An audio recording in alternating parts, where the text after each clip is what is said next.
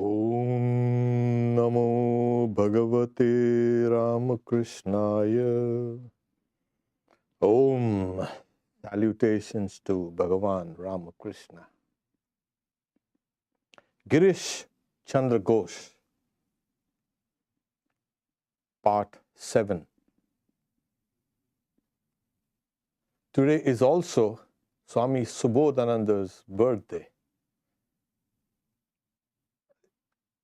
Just to get us started, one time after Sri Ramakrishna had passed away and the young monastics were in the first monastery at Baranagar, and they had run out of money and everything, so somebody had said, why don't you go and we'll see, go to Girish's place for some money. So Swami Subodhananda was sent. And he goes to Girish Ghosh. Girish Ghosh welcomes him, saying, so what brings you here? You want money, and if you don't give it, I'll break that money box and take it away. So Girish Ghosh is like, first you bend one finger of mine. Now, Swami Subodhananda was a grown-up man. Of course, he was thin and okay. But then Girish was extremely strong. And Subodhananda couldn't even bend a finger of Girish Ghosh. Now you can imagine. He tried.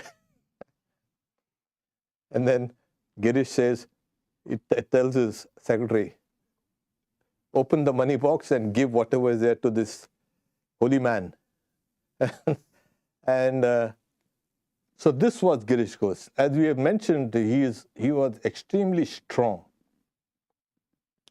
Today we will discuss certain aspects of his interactions with Sri Ramakrishna. We have seen how Sri Ramakrishna has become now the mainstay, the centrality of his life. Generally, it needs a long time and a lot of spiritual practices to overcome certain impressions, past impressions in the mind. For obvious reasons. Because we are weighed down with a lot of anchors, subconscious anchors, and we need to pull them out away. So your spiritual practices also depend on the intensity. As the Yoga Sutras says, success is speedy for the extremely energetic. Tivra samveganam asanna. But there is another factor which we find it in the life of Sri Ramakrishna, in Girish Ghosh. His faith and love for Sri Ramakrishna was so intense, and that made him cross over hurdles after hurdles and attain to that state of transformation. Transformation of what? Transformation of your identity. So long you have built up your identity with all the troubles, with all the care, sometimes with other people's care also, and worries and troubles also. And you've got to dismantle it and build up a new spiritual identity. People think it's just you go to a kind of a shopping mall, get something and come. Spirituality has never been like that and never will be. So it's a process of transformation. Forget God for the time being. It's you. You've got to do that. God does, of course, intervene.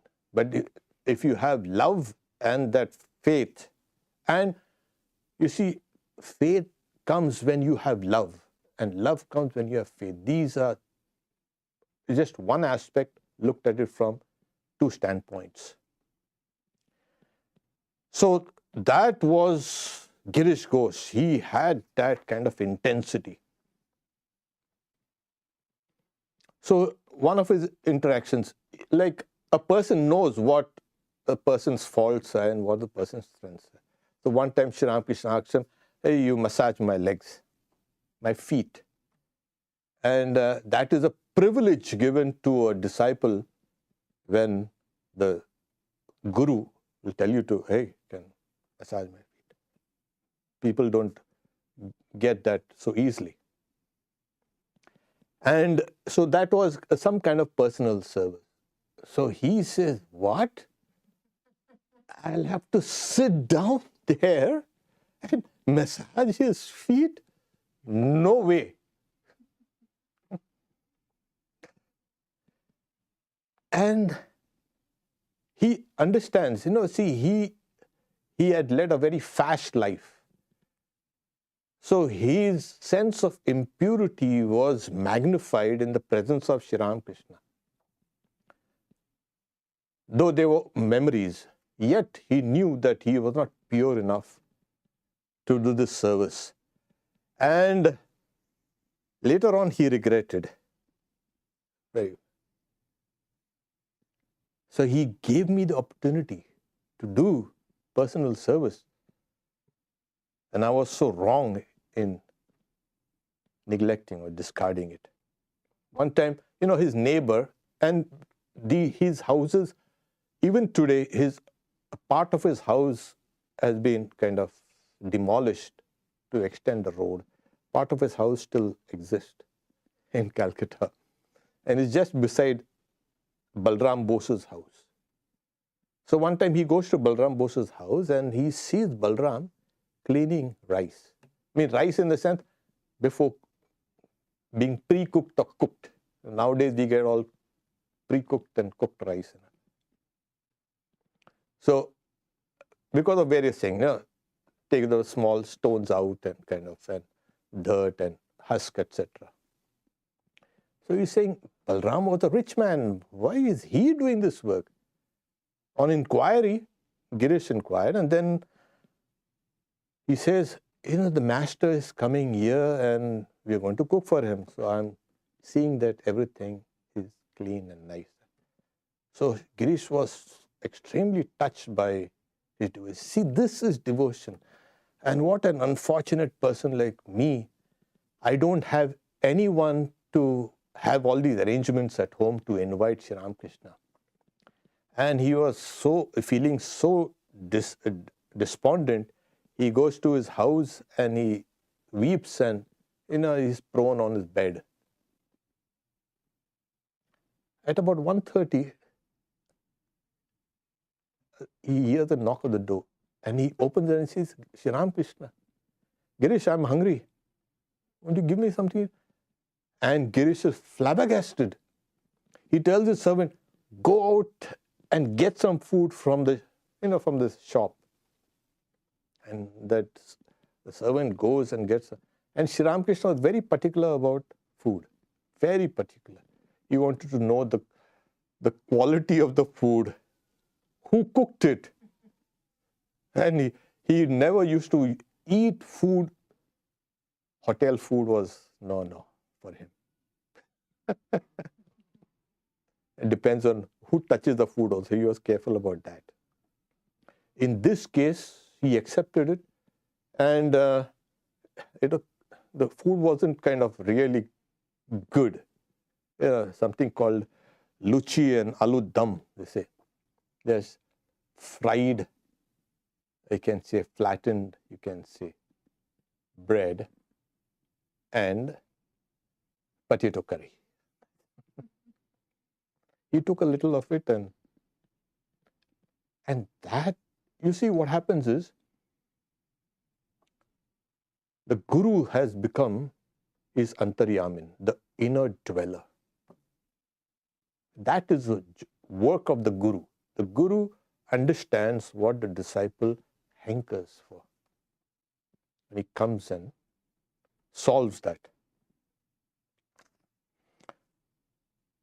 Swami Brahmananda, one of the chief disciples of Sri Ramakrishna, You say the two were extremely intelligent. Who? One was Swami Vivekananda and one is Girish Chandra Ghosh. Yes. And that's why, the Guru used to pit both of them in arguments, and used to watch the fun. See, they used to see how they debate. And it tells you the state of your mind also, how sharp you are and what are your arguments, etc. So sometimes you say, you debate in English. That was interesting. But compared to Sri Ramakrishna, both were nowhere. And he used to explain things in such a way that, it was easily graspable. One instance is there. He's explaining the differences between the knowledge of Brahman. Everybody wants Brahman, everybody wants Brahman. The whole thing is now Brahman, Brahman, Brahman. You know how he gives a gradation for what it takes to even have a small kind of glimpse. It's saying Narada is a divine sage, Even amongst the gods, you have sages. Yeah. Devarshi, he is called Devarshi, the sage amongst the gods. So he's one of those central characters in Hinduism. He's everywhere, in all stories, everywhere. Sometimes he's called a troublemaker also. So Narada, he was one of the greatest devotees. So he said, he only hears the sound of the ocean of Brahman and he gets frightened and he runs away. Shuka was the son of Vyasa. Vyasa was the one who compiled the Mahabharata, and he is also another central figure in the spiritual history of India. Vyasa. So his son Shuka was born pure. And he was one of the greatest of Paramhamsas, that is the highest class of monks. Interestingly, Sri Ramakrishna used to call Swamiji my Shuka. Yeah. So Shuka just touched the water of Brahman. And Shiva took 3 handfuls of the water of Brahman, drank it, and he became Shava. He lost consciousness. And Sri Ramakrishna is explaining. Girish goes, he slaps his forehead and says, wait, my head is reeling. Don't tell me anything anymore. You see what, I'm relating this to you, this incident, and you are listening to me. But in the case of Girish Ghosh, it entered very deeply, he understood the implications of this whole thing. He understood the magnitude of what we call the knowledge of Brahman. And this is what Girish had. So Girish had heard, see, when there's any kind of passionate thought that arises during meditation, what do? So you stop meditating and pray. And that kind of is dissipated. Because if you are meditating and any kind of passionate thought comes out, that will definitely fructify. Because the power of your own meditation will bring into fruition what you have thought about. So it can be disquieting. Now, the Guru tests the disciple, and sometimes in this case only, you all don't go on testing your gurus, okay? In this case, the Guru tests the disciple tests the Guru. So, he was habituated to go to brothels and this and that. He was, as you say, he was a drunkard. And he used to take drugs, he has done everything. So he goes to a brothel at midnight, thinking that he'll spend a night there. And he entered there and he felt himself kind of burning. His skin was hot and everything was there. And he couldn't stay there. He ran out of. He came and later told Sri Ramakrishna, this is what happened. So he says, Sri Ramakrishna, rascal, do you think you have been caught by a poisonless water snake and will be able to escape? You have been bitten by a real cobra. After 3 cries, you will be silenced. That's another illustration Sri Ramakrishna used to give. It was a small snake, a water snake, grabs a frog. It can't really swallow it quickly. And there's endless trouble for the snake as well as for the frog. And the frog keeps on croaking and croaking and croaking, and the snake also can't take it out. But if a cobra hits, it's off. That's what. So Sri Ramakrishna, 3 croaks maximum and finished. So 3 croaks of what? Of your ego. The ego croaks, oh, no, me, mine. Oh. It's over. On another occasion, he wanted to test Sri Ramakrishna to think, deliberately to think of a kind of worldly thought in his presence. Couldn't do it. This convinced him that he was really the savior of the fallen, which is very important because, an avatar comes not to just to kind of elevate these super excellent disciples who have already are kind of endowed with all the wonderful qualities. His test comes in lifting up the lowest of the low and transforming them.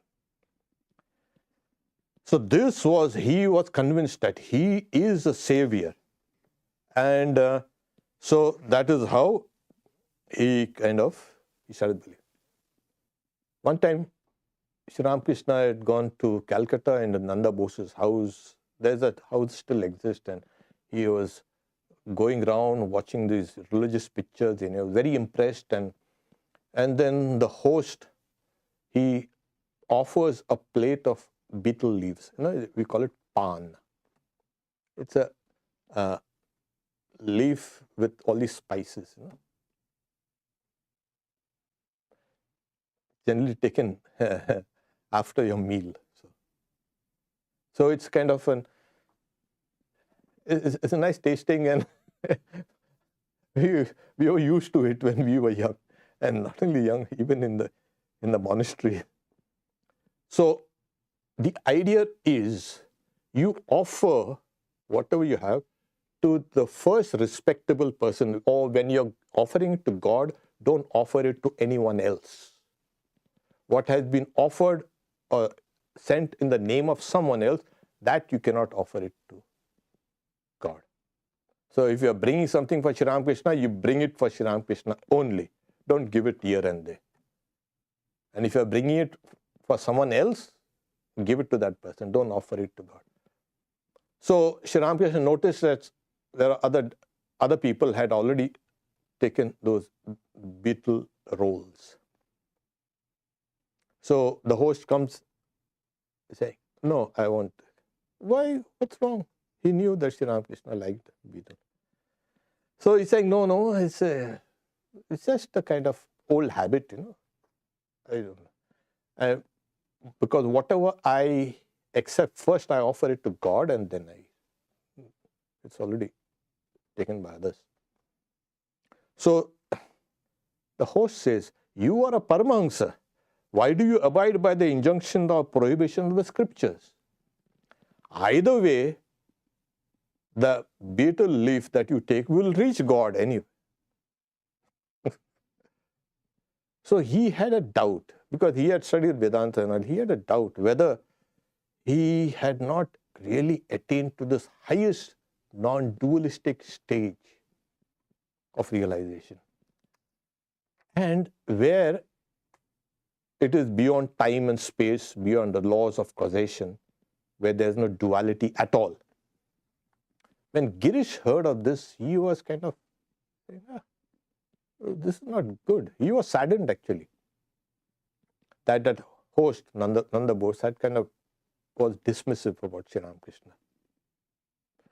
So he said, I will test and see what happens. So it invited Sri Ramakrishna one time, and he also had a plate of betel leaf rolls.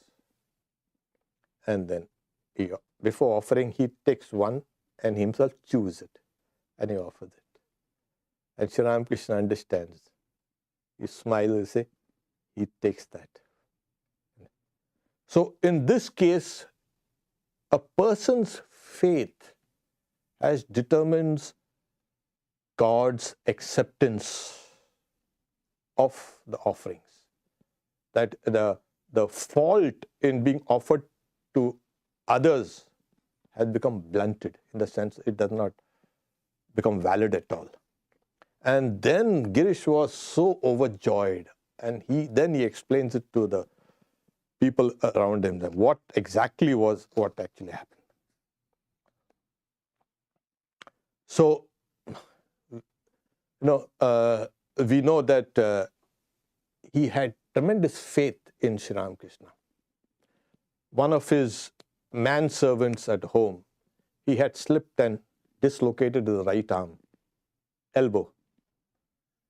And then he says, you pray to Sri Ramakrishna, and saying, if you're cured, you offer sweets to him. And that's what, when you go to the temples in India, you will find people offering this and that. That is, they had prayed for something, it was fulfilled, and then the part of the rest of the vow is, you have to go and tell the deity, thank you for doing this, and offer that to whatever has been kind of earmarked for. So he had taken the manservant and he had gone to the doctor, but the bone wasn't set. So this young boy kept on praying to Sri Ramakrishna. And then the next day, painful, again he slipped and fell in the same place. But this time, that dislocated elbow again got located.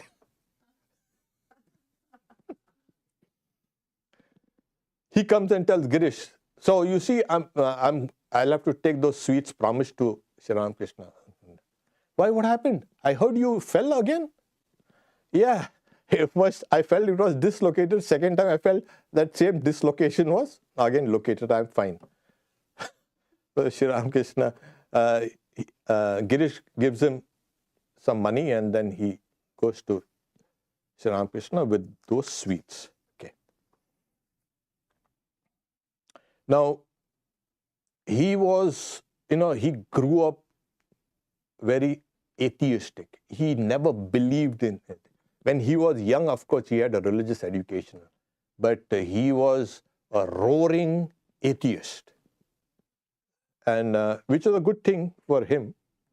He went through all the struggles. He never heard people's arguments. There is a God. And we have been hearing, oh, there is a God. Oh, really? Oh, there. Okay. And we go on with our lives. A person who doubts and then struggles to remove the doubts, that person is better. So he went through this. And then one time, Sri Ramakrishna tells Girish, see, you go, there's a auspicious time when you go and have a bath in the Ganges. So a special day. There you go and have. Oh, no way. Why should I go and have my bath in the Ganges? It's all superstition. So Sri Ramakrishna had said, if you do not follow these religious customs, who else will? Because what happens is, people will see, oh, Girish Ghosh is taking a bath in the Ganges, so that must be good. They'll follow. Because he was well known. Now, he was hesitating. Now, it's a belief based on people's faith, of course, that the Ganges will purify all sins. This is, it takes away everything. So he's saying that's meant for sinners, understand that? People go to. But there is another reason why a Ganges bath is required. They say the Ganges itself invites pure-souled people so that she can become purified.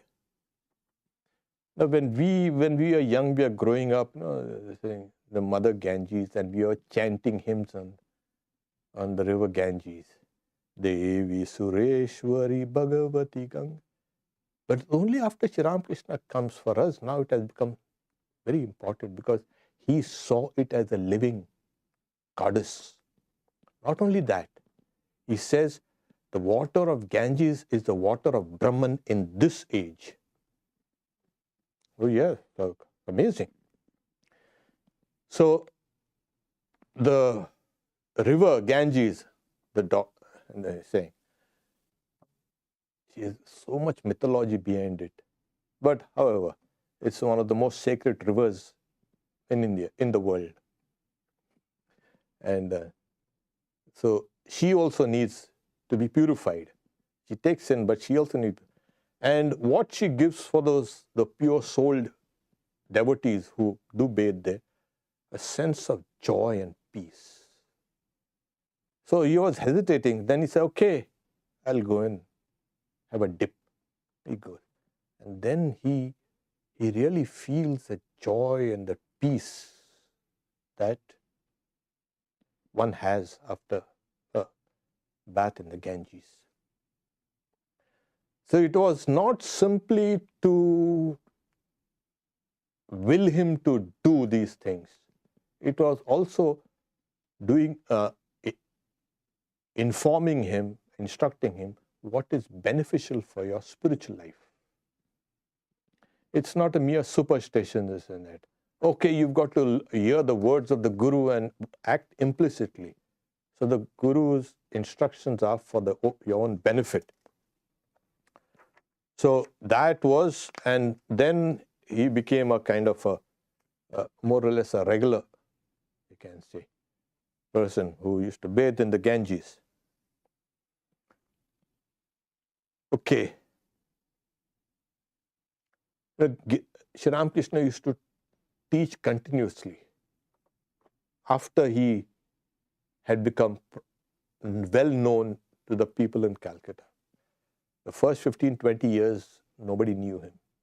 Only when Keshav Chandra Sen and all these great devotees started coming to him, then they began kind of, people started coming and getting to know him.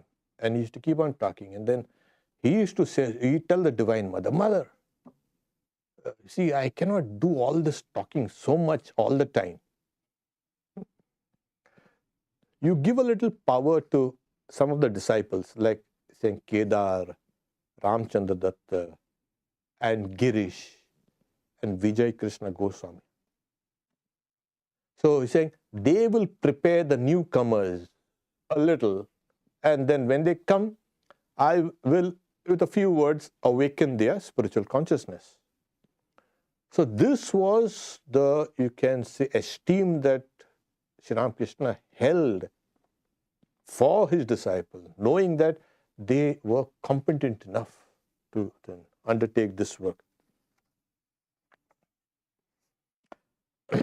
So there was one time in Shampukur where there was a Kali Puja in November 1885 that year, and then Sri Ramakrishna had expressed a wish to have a Kali Puja. So all the articles of worship were procured and kept, but there was no image. And everybody was sitting down and meditating. And they were, who's going to start something? There's no image, but all the articles of worship are ready. And Girish suddenly felt, what are we doing? This is Kali. And he says, victory to Kali, and then he starts, he became very emotional. And then the articles of worship are used to worship Sri Ramakrishna as Kali. And that was a joy. Saying there were 30 devotees there, and they had gone crazy with devotion. And then everyone else followed suit. Girish, he was a spendthrift. He never saved any money. So when Sri Ramakrishna was taken to Kashipur, which is now it is in Calcutta itself. So at that time it was outside Calcutta, because Calcutta, the atmosphere was a polluted air, etc. So the doctors said he needs some clean air. So they taken him to that place, and it was arranged that the young disciples, younger ones, who later took up monasticism, they would buy the groceries and take care of Sri Ramakrishna and the general maintenance, and that household devotees would contribute money towards this. So this arrangement was going on. But young boys will be young boys. A strict account book was kept. What is spent for what? And the householder disciples, they got annoyed. What is this? Expenses are mounting up. Because they used to now and then have some feast and all that. They used to enjoy themselves. And some of the householder devotees were furious. We spent so much money on here, and it's hard-earned money. And you guys are having a nice time here, eating this, eating that, and all. So when Girish heard this, he's saying, get me the account book. He took that account, tore it up and threw it away. And he tells some of the other disciples, householder disciples, you contribute whatever you can, and I'll make up for the rest. And he's saying, I'll sell my house if it is necessary to maintain Sri Ramakrishna. So it was like that.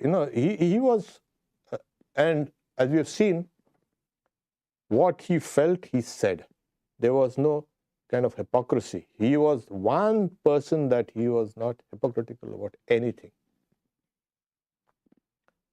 On January 1st, 1886, the day when Sri Ramakrishna, he blessed all the devotees. So that day, he felt a little better, Sri Ramakrishna. He had come down from upstairs, from the house. That house is still there, and he comes down, takes a walk on the garden path, and he sees Girish Ghosh with some of the devotees sitting down under a mango tree and talking. And then he says, Girish, what is this? I hear you calling me an incarnation of God and all. What have you seen that makes you say all these things? And Girish, maybe he was an actor, a dramatist. In a dramatic way, he falls down on his knees and holds his hand, saying, what more can I say, whom Valmiki and Vyasa couldn't describe? And then what do I say here? Now, Valmiki was you can say, the author of the Ramayana, the first, he is called the first poet.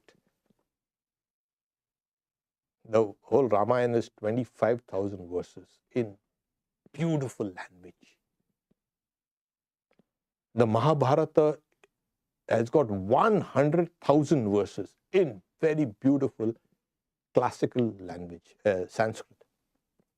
Even they could not, you can say, describe the glory of God or Rama or Krishna. And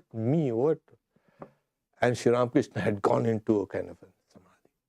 What more can I say? May you all be awakened. Tumhare Chaitanya ho. And Girish Ghosh was thrilled, and he blessed Girish Ghosh, he blessed, and all the other devotees, they all converged there, and they got the blessings. And Girish shouting at everybody all around, you come here. He ran towards the house. A cook was busy with his cooking, get here, and then get the blessings of Sri Ramakrishna. He bought everybody because he knew the transformative power of Sri Ramakrishna. And Sri Ramakrishna is blessing everybody with, may you be spiritually awakened, like Tamade Chaitanya. May you be illumined. So this was Girish Ghosh. So it is generally called Kalpataru. Sri Ramakrishna became the wish-fulfilling tree on the 1st of January, which we will also be celebrating on the 1st. We do all over the centers we celebrate. And but it is actually a self-revelation of Sri Ramakrishna. So long he was confined as, he was a priest in the temple, he's become a holy man, he's teaching this, that with some disciples. This was the time when it was suddenly revealed that he has the power to grant illumination. So it was a self-revelation. And what does self-revelation do? What does revelation do? What does realization do? It takes away all fear. All fear.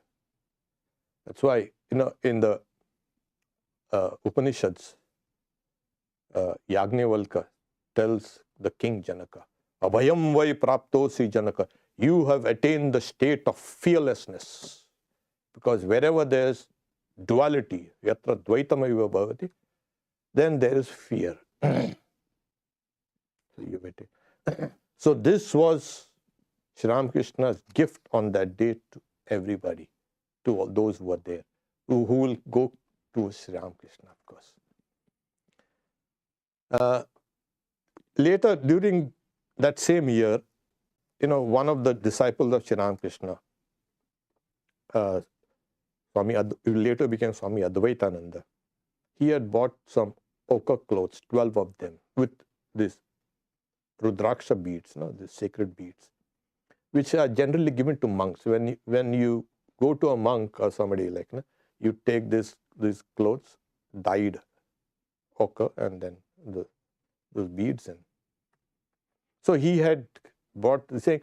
Why? Because during that time there was that a sacred time where monks and devotees and all go and have a bath in. It's called Ganga Sagar, where the Ganges meets the Bay of Bengal, in the sea.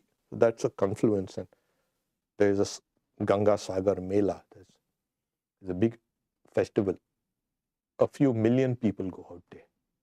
So monks also go. So he's saying when the monks are passing, we can give it to them. They say, why do you want to bother? He's saying, where you will get better monks than these guys here? What do you want to give? All the young disciples of his, monastic disciples.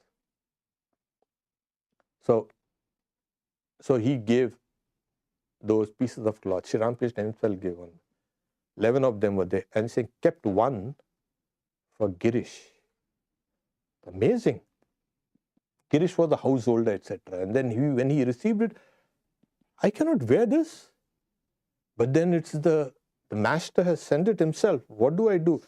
Then he wore it like a turban and he goes and prostrates in front of Sri Ramakrishna. And Sri Ramakrishna smiles and says, okay, that's enough for you. But you can see the level of his internal renunciation was so strong that was equal to a monastic. That's what he's saying. People see him from outside, hey, he was like this, he was like that. But then, how he used to esteem Girish, you can say, amazing. One time, he goes to see Sri Ramakrishna. Sri Ramakrishna is now, almost, he can speak only in whispers because of his cancer in the throat. And so Girish had come, and so Sri Ramakrishna asked one of his other disciples, go and get something to eat for him. But he knows a specific shop there, Fagu's shop. That shop still exists, of course.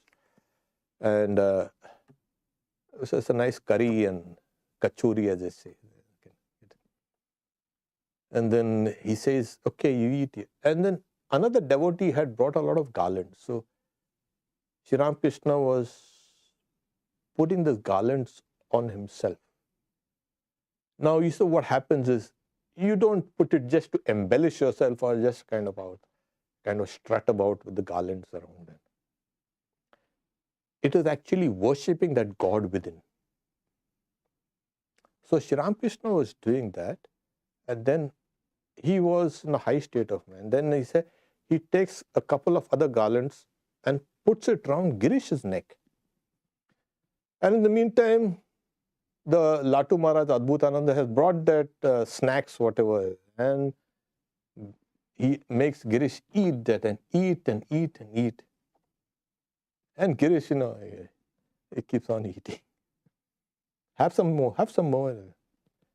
And then, you feel you need water. There was no water there. And he himself gets up from the bed, crawls towards that. It was summer and the water is kept in an earthenware vessel to keep it cool. He brings water and gives it to Girish. And then, of course, when he goes to rinse his hands and mouth out on the roof, Sri Ramakrishna tells M, tell him not to have dinner, he has eaten enough. You see how that love for Girish makes even Sri Ramakrishna behave in a way that is just impossible for us to even contemplate. How is it possible? That's because when the disciple loves the Guru in turn loves the disciple. And there is an identification there. There's a sense of oneness. So when Sri Ramakrishna passed away that same year, in a couple of months, he just couldn't believe. He did not go to Kashipur to see him. He was kind of devastated. Somebody had come to see him saying, no, you haven't seen him. Go again. No, I have come from Kashipur. I've seen Sri Ramakrishna passed. No, I won't believe. I won't believe. And he was like that. Later, of course, he accepted that. Because he knew that Sri Ramakrishna would cure himself. He had that. This is nothing. He is God incarnate. He can cure himself. But then so he did not go there. So after Sri Ramakrishna passed away, he lived his life, as we have seen in the previous class, that he had given his entire responsibility to Sri Ramakrishna, as I say, the power of attorney. And he lived his life. He lived a very intense life. And he brought it out in his plays. He was a director, he was a script writer, he was extremely creative. Some of those teachings of Sri Ramakrishna, he brought it out in his plays. So he used to say, who can criticize the portrayal of the characters that I depict? I have studied the characters from the Paramahamsa, that's Ramakrishna, to a prostitute. I know all of them.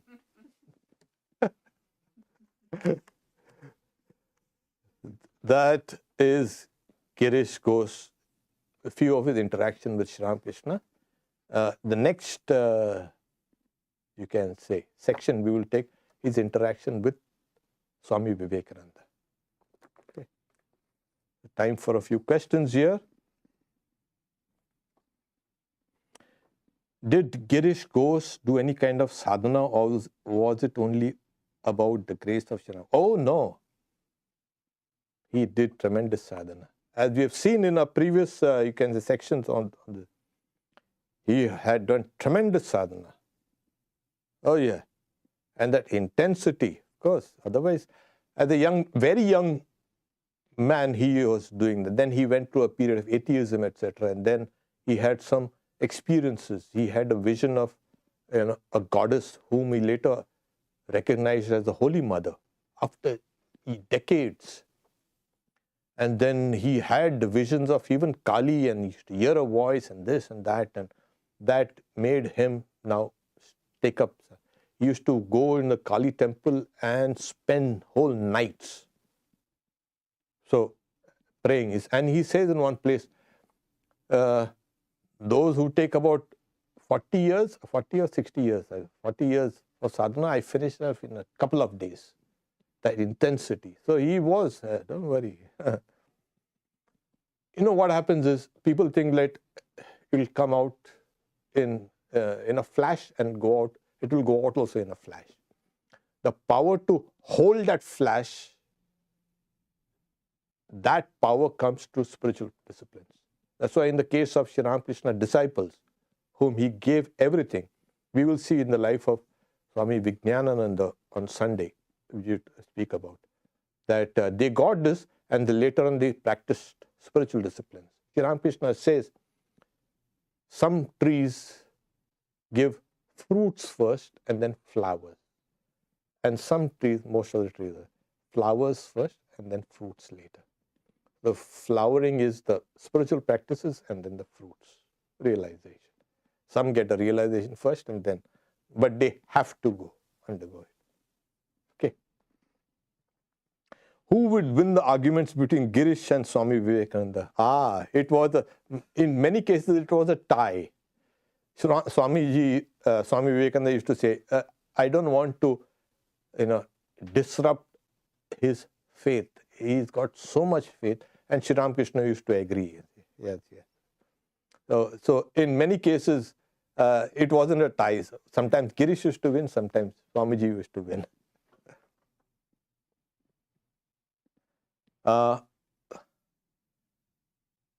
Okay, I'm scared of cockroach, but if I can experience my oneness with the cockroach, perhaps I won't feel the fear. I don't know, just saying logically I get the duality is root of fear is true. Okay, yeah, that's true. You won't get identified with the cockroach. You will get identified with consciousness. This is the one thing that people should understand. Vedanta's oneness is a oneness of consciousness, not with the external, you can say, the exterior of that consciousness. Okay. Otherwise, with the oneness, you might get identified with all these these are created by, these forms are created by Maya. Okay. So you don't get identified with Maya, you get identified with the reality, the consciousness. So you have any questions here? So Sunday, yeah, okay. Yes, sir. Earlier in the series, you mentioned that Ramakrishna would fall into samadhi, and it would come over him, and it would change people around him, but then he would fall out of it too. So I've never heard of that. I imagine it to be kind of like a one and done type of process, but you're saying he would experience this state and then kind of go back to normal, or maybe a little help? Yeah. The question is for the people online. The Sri Ramakrishna used to fall into samadhi and then fall out of samadhi, and he used to transform people around, and so he goes in that state and comes back to the normal state. And, you see what happens is, I'll give you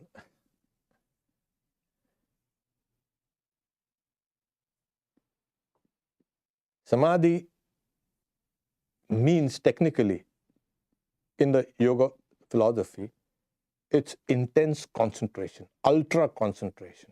or hyper concentration. That is samadhi. Sama, constant. Dhi is the intellect, intelligence. When the intelligence, okay, that opens up your superconscious mind. There is a part within all of us which is superconscious, which is closed. In human beings, and in special human beings, special in the sense of they have been able to break through the door. So they enter into the superconscious realms. And they can then descend from that state. Sri Ramakrishna says, it's like I have to, just saying Om, I descend about 100, in the Indian way of descending, 100 arms length, and then I have to come down in this realm. So this is the conscious realm. I'm giving a simplified explanation for this. So there's a superconscious realm, and you come down and there's a conscious realm, okay? And then there is a subconscious realm, which we are all aware and yet not aware of it. And then there's other levels, which is called the unconscious realm, which is closed for you. Nothing can take you there. That is also part of you. So in the subconscious realm itself, there's something called conditioned conscious and all these pre-conscious and all these. There are various layers of the mind within you, from the unconscious right up to the superconscious. Even the superconscious, the highest layers are. So you can, for a person who knows his or her own mind, that person can traverse up and down. And when he gets into the superconscious state, he has the power, the spiritual power of the whole universe. As is, the power of the universe becomes that person's. Okay. Then what happens? It's not a one-off, you can say. That person has got a samadhi and it's all over. Oh, no. Samadhi also has to be practiced. And in Sri Ramakrishna's case, it had become natural. Even a slight suggestion or something from outside reminded him, his mind used to rush into that. He used to forcibly keep his mind down by saying, I'll eat a little this, I'll go here, I'll see that person. So these small desires held his mind down. The natural tendency of his mind was to rush up towards. For us, the natural tendency of the mind is we have to try to pull it up. But in that superconscious realm, this ordinary ego is obliterated. Generally, for ordinary aspirants, a glimpse of it and it's all over. Their bodies cannot take that impact. But in these people, what happens? The subconscious mind can come down and then again operate in this body. Now we are calling it superconscious, and you can say conscious, subconscious. That person, all the divisions have all been broken out. So not only the divisions within that person's mind have all been broken, he sees the whole world as made up of mind. Okay, so we see the world as objects, that person sees everything as mind. Now samadhi means that person is not now experiencing things only in his or her brain. There is something called the cosmic mind, where the person from here lifts up, gets into that state. Because when you say super consciousness, we think, oh, it's just confined here. Super conscious, it's in cosmic proportions. So the person gets the knowledge of the universe, cosmic knowledge. That person can come down. Special persons can come down. So yeah, it's nice, and in that the great, tremendous spiritual powers that flow out, they can transform people. Okay, it was a little long, but then say, could you explain how Girish Ghosh tested Sri Ramakrishna before he fully started believing in the master? Oh, we just spoke about it.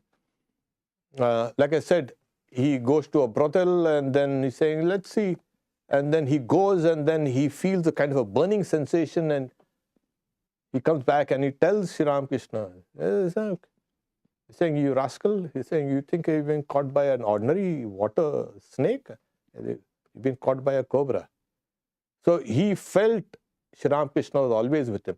Whenever in the last section we had discussed that he used to close his eyes and he used to see Sri Ramakrishna. If he wanted to do something else, like Sri Ramakrishna is stopping him from doing that. Sri Ramakrishna was now, had taken full responsibility. He was guiding his life. Okay. So even another example just now, that he wanted to think some worldly thoughts in the presence of Sri Ramakrishna, he couldn't do it. But you don't keep on trying to test him, okay? You got to be of that.